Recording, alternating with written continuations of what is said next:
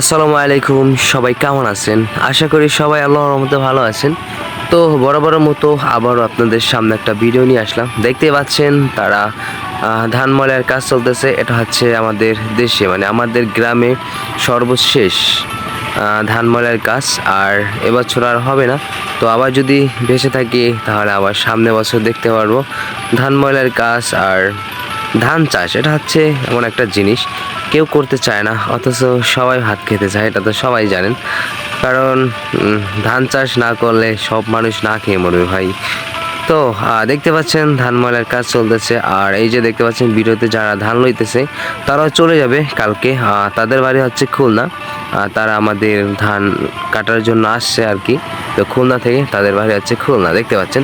তো অবশ্যই যাদের কাছে ভিডিওগুলো ভালো লাগে, এরকম ভিডিও দেখতে ভালো লাগে, তারা অবশ্যই বলবেন, অবশ্যই কমেন্ট করবেন, লাইক দিবেন। আর যারা যেরকম ভিডিও দেখতে চান অবশ্যই আপনারা তো জানেন আমি ব্লগ ভিডিও বানাই।